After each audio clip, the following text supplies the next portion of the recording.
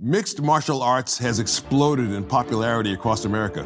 For many young men, the cage has become more than a sport. It's about discipline, purpose, identity, the search to become stronger, physically, mentally, and even spiritually. And at the very same time, studies show more men are asking deeper questions about meaning, faith, and God. Tonight, we'll introduce you to a man whose life, both inside and outside the cage, is pointing people to Jesus. Don't go away.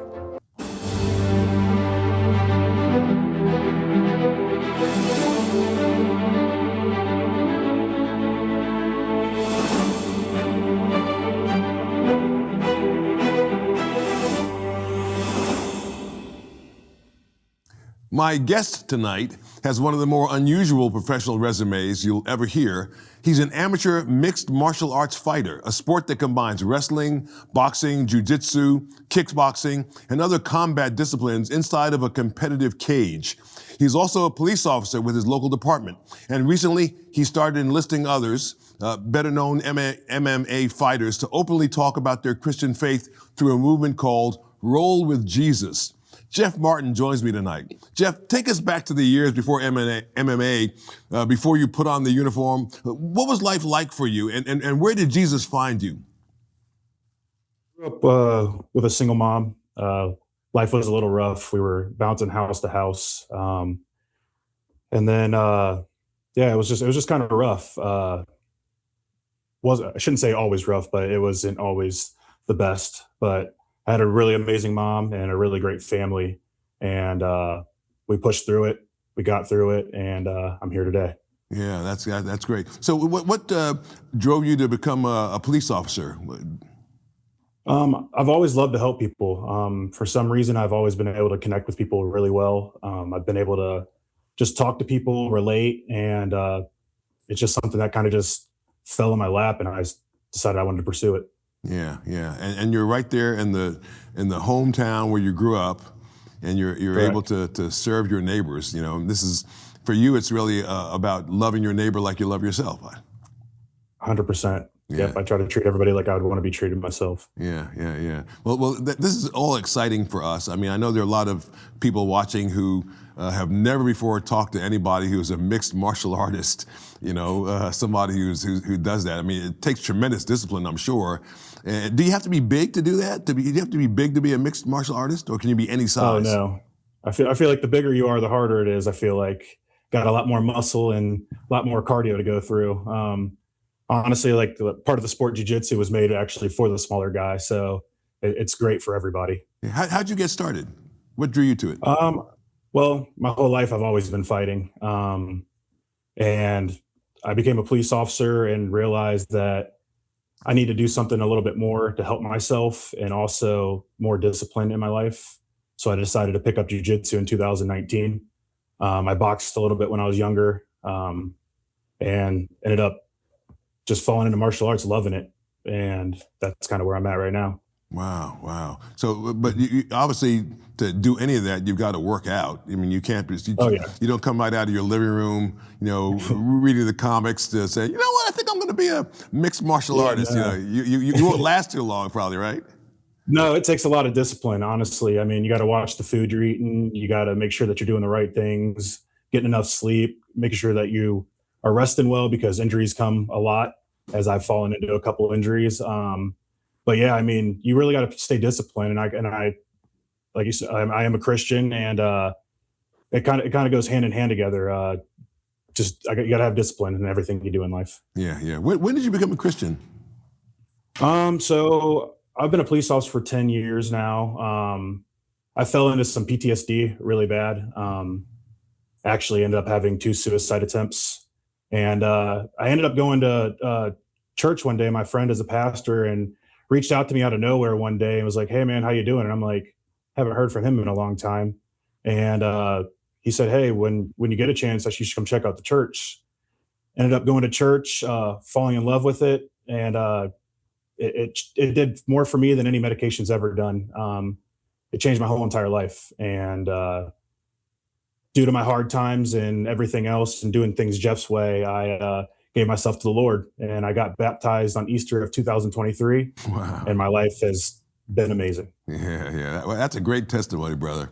That's a great thing. A lot of people listening right now, watching right now, who are in the same situation. I mean, life has not been so great, and maybe they don't think there's any hope at all, and they just never thought about going to church, asking the Lord to come into their lives, surrendering to the Lord, and not putting themselves on a pedestal. I mean, I like the way you said, you stop putting Jeff first, because I guess you were doing everything Jeff's way, and then you said, well, let me try God's way. Let me follow Jesus. And I kind of looked at it as like Peter, like walking on water. Yeah. I stopped looking at Jesus and I started looking at the storm around me, and I kind of just fell into it. And that's kind of how I looked at my life. I knew Jesus was there, but I never looked at him and gave my life to him. And I just fell around the storm around me. Yeah. Well, that what a blessing, brother. I mean, Amazing. each one of us has his or her own story, and your story is a wonderful and amazing one. And then here it is. God is able to use you where you are. So in all the places where you are. So, you got one life as a full-time police officer, which is a busy life and a hard life, because I'm sure people oftentimes don't say thank you when you've helped them. They need the help and you help them, but they don't say thank you. And you save somebody's life, they don't necessarily say thank you. You give somebody a break, they don't say thank you. I mean, it's just really a blessing that you have the right heart and the right mindset. And then in mixed martial arts, that's a tough one. I mean, you get into it's one thing to get into the ring, it's another thing to get into a cage. Right? There's like locked in with another person. You're locked in with another person, man. You can't get out. You're stuck there. And how does it work? I mean, for all the people that are watching that maybe don't know the rules, like how does it work? Like when is the match over? Who determines who wins? And what does it take to win? And what's it like to actually be in the cage facing another person and knowing that, ultimately you'd like to have your hand raised in victory? Yeah, I mean, first I would say that, the rules kind of change depending on what state you're in, especially for amateur fighting. So just depends on where you're at. Here, pretty much anything goes besides kicks to the head. You're not allowed to do that. But and elbows. So pretty much everything else you're allowed to punch, kick, everything else just not to the head for kicks and no elbows. But how it's won is, I mean, either someone gets knocked out, submitted, which is like a submission, chokehold, arm bars, any type of thing like that, or it just goes to decision. And the refs kind of look at the fight and see who was more dominant, who gave more pressure, takedowns. It just all the variations kind of go into that for that part. But yeah, I mean, it just takes a lot of work to get there. To be in there against somebody else, you have to show a lot of respect. It sounds crazy when you're fighting somebody that you got to show them respect, but you got to remember that they're working just as hard. They're giving everything they can too, so that they can come out victorious. And it's pretty tricky because you can't tell by the size of somebody. No. Right? Because somebody can be smaller than you or bigger than you, but yeah. It's funny you say that. Actually, my first time actually going into jiu-jitsu, I walked in there and I'm like, I don't think I'm in the wrong place. It's like a whole bunch of nerdy guys, and I'm like, I don't know, like I'm pretty athletic, I don't know. And then, man, they choked me out so many times, the things I didn't even know that were possible. And they were so much smaller than me. So don't ever judge anybody by their size.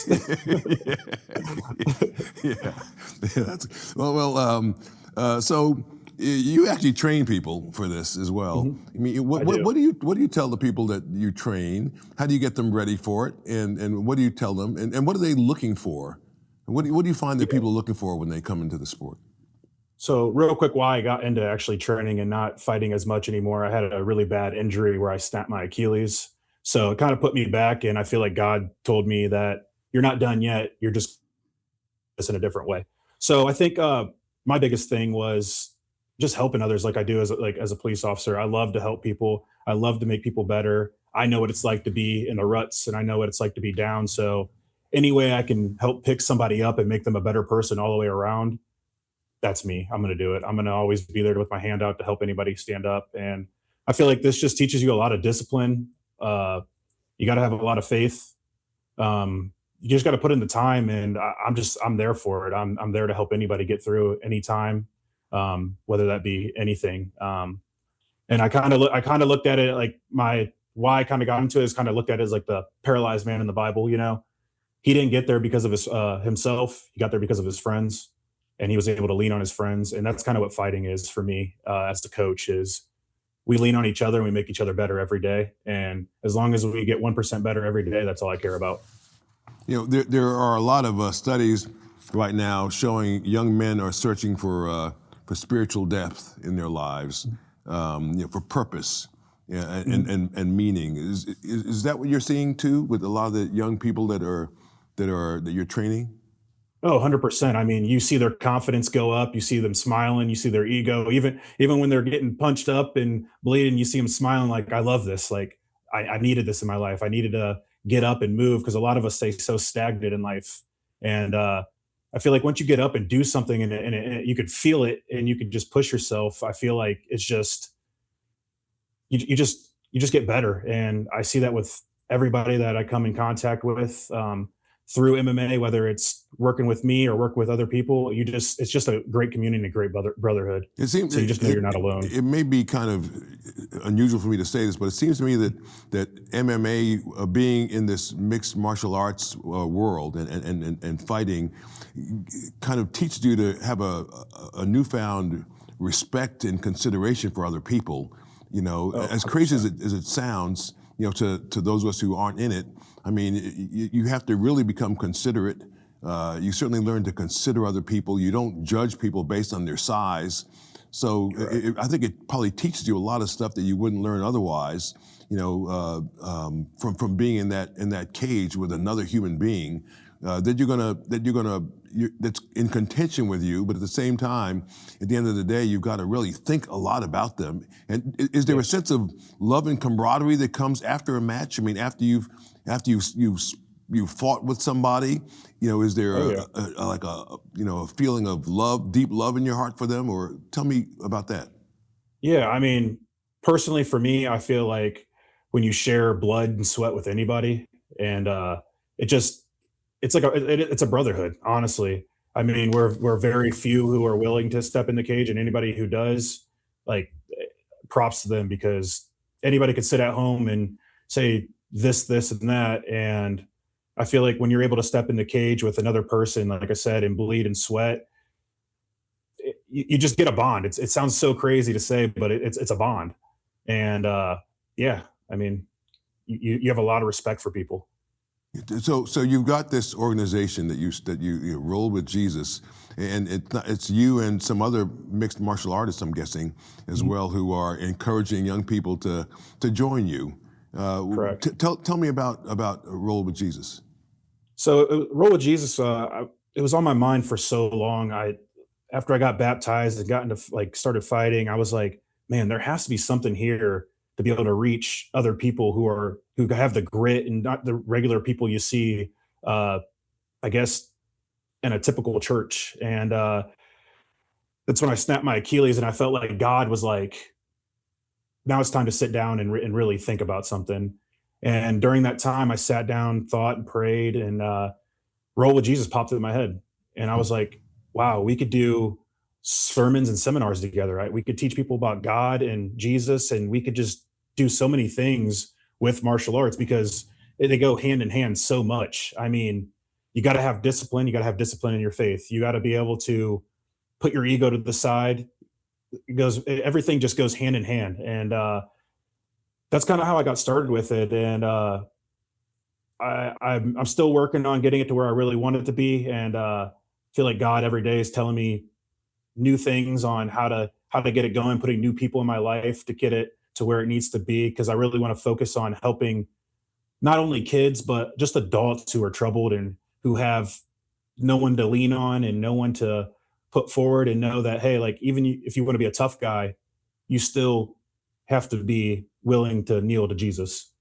And yeah, ever since then, it's been kind of taken off a little bit. I've had a couple bigger fighters wearing it, which was really cool to see them wearing it on their social media and stuff like that, and just showing people that they're in love with Jesus too. you can still fight somebody and still love Jesus and be a kind person. Yeah, yeah, that's wonderful, brother. That's a blessing. It's a real blessing. You know, it's amazing how God is able to use us where we are, and how God is able to use you in what you love doing for His purpose and His glory. If you had to dream about where you would like for Roll with Jesus to be, where would that? Would it be a citywide organization? Would it be a statewide organization?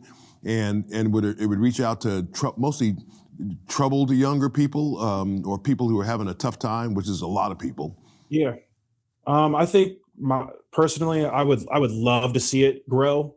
I mean, this isn't about me. This is about sharing the word of Jesus and doing it through different ways. So I would love to see it get bigger in different chapters and just really helping anyone who needs a path, anyone who needs somebody to lean on. I say troubled kids because it's kind of how I grew up.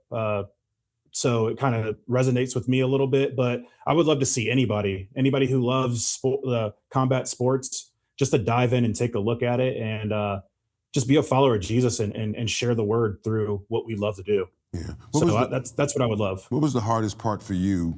I mean, you alluded to it a little bit earlier that, you know, growing up, you know, you had a tough time, and you had your mother, but you didn't have the benefit of your father, and I'm guessing it might have been tough financially also for you. Yeah, I mean, it was tough all around. I mean, not having a dad in your life, I feel like a lot of men, we need men. I mean, we're made to mend our families together. We're that person that holds that umbrella under God. And when you don't have that in your life, I feel like it really shows. I really do. And that it might not even be a dad, but a father figure in your life, a good one, is very important. It just left a lot of things that I didn't understand. It was just very hard. I had to learn things myself. I had to learn to be a man by myself. I didn't get to learn how to love the right way because I didn't see my dad loving my mom. You know what I'm saying? So it was a lot to take in, a lot to figure out. But honestly, it's made me into a better person today because I'm able to relate to other people who don't have a father and able to talk to them and show them like, hey, we don't have to follow the same footsteps that our father had. We're able to change, like where we started, we can change our end. And that starts with us and where we want to go in life. Yeah, yeah, that's a good word, brother. That's a good word. My father was such a man. He didn't have the benefit of growing up with his father either, but he was an excellent dad to me and my siblings. And God is able to do all things. And I'm just loving the work that God is doing right now with you in your life. Appreciate that. Well, MMA is still pretty new to me, and maybe it is for you too. It's called mixed martial arts, and for Jeff Martin, the cage has become something of a mission field. When we come back, I'll ask Jeff about his other calling, serving as a police officer in his local community. Don't go away. Learn more about Joe Watkins and the mission of this program at joewatkins.net. And tell Joe what you thought about today's program in the comment box.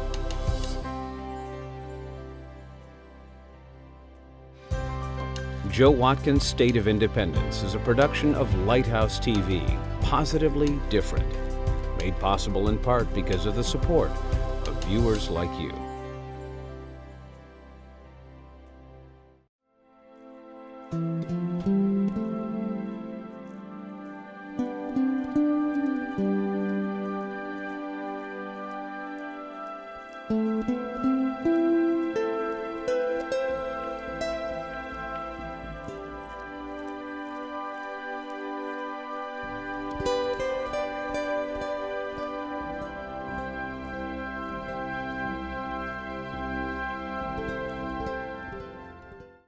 We've been talking tonight with Jeff Martin, who's been introducing us to the world of cage fighting. Yes, you heard that? That's right.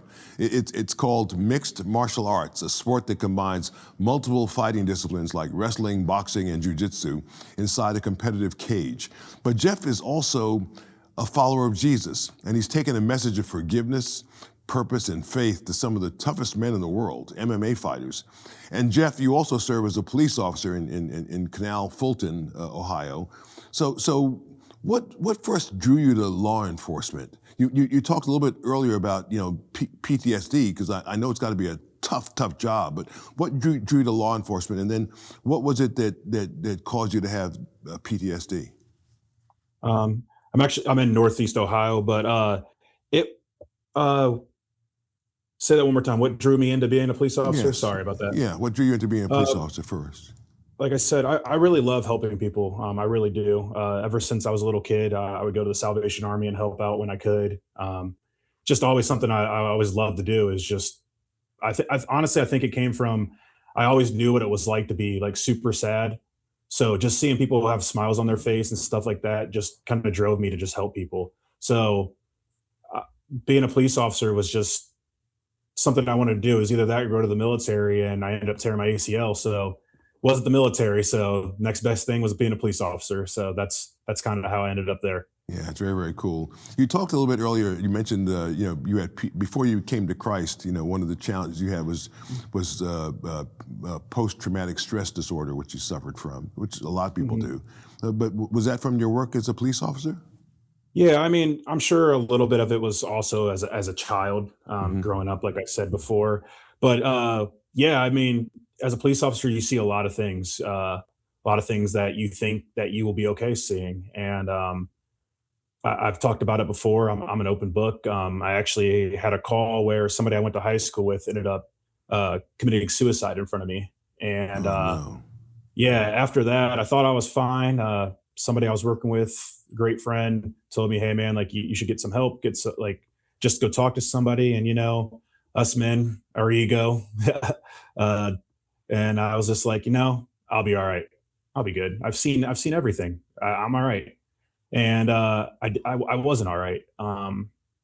I started playing Russian roulette with my life, as in not going on calls, not waiting for backup. I became very hyper vigilant. Things just became super hard. I'd be up for 3 days, not sleeping. I'd try to go to sleep, and I was having nightmares about people that I've seen that passed away. I was having nightmares of I couldn't get my gun out. I was having nightmares of kids crying and I couldn't get to them.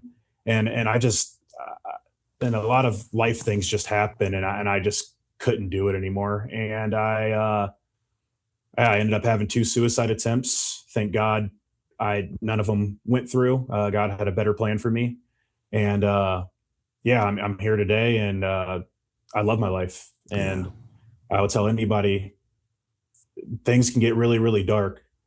All I hope is that you find the words to get some help, because there is help out there. And I'm here. I help first responders still to this day get through things, because it's really hard to talk to people who have never been through things. Going to talk to a counselor that's never been through it's like, yeah, whatever. Like, they don't know.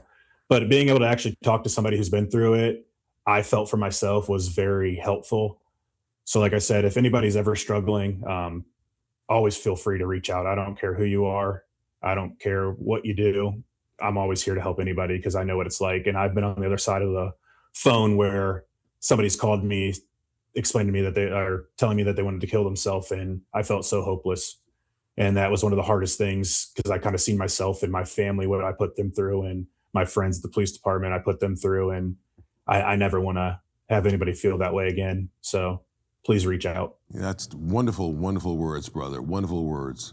Well, my special guest tonight has been Jeff Martin, police officer, MMA fighter, and the founder of Roll with Jesus. And if you'd like to learn more about his mission to reach fighters, young men in the MMA community with the message of Christ, visit rollwithjesus.com. I'll be right back with our great producer, Jeff Coleman. You're watching Joe Watkins' State of Independence on Lighthouse TV. Positively different. Share your comments about today's program in the comment box at joewatkins.org.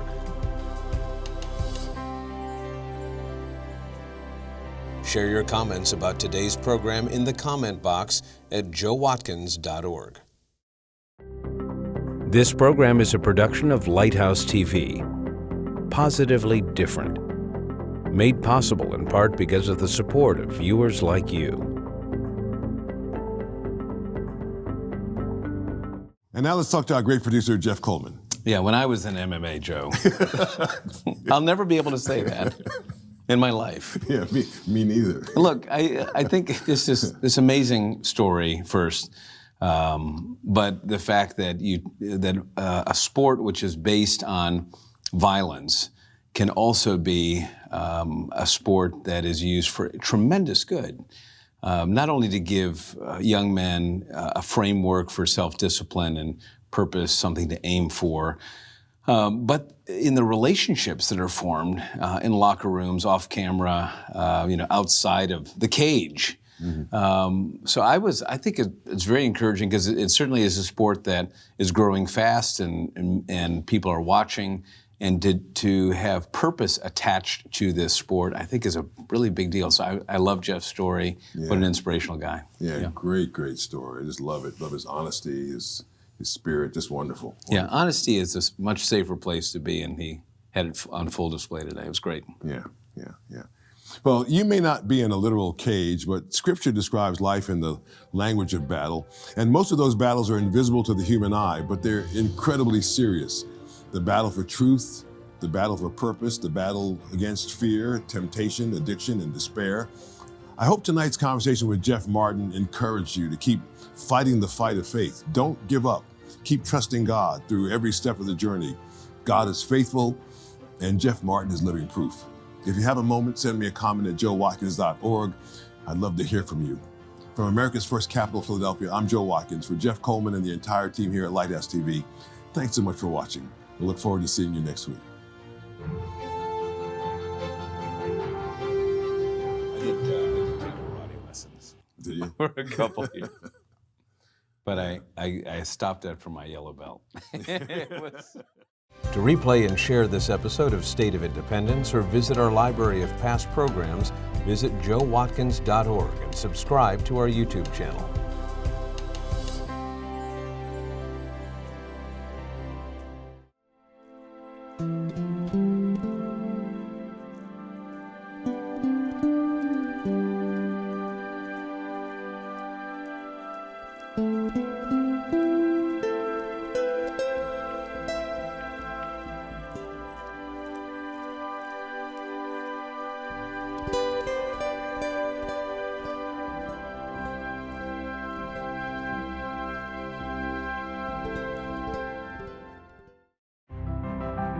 Watch Lighthouse TV wherever you go. Available on Roku, Amazon Fire TV, and Apple TV.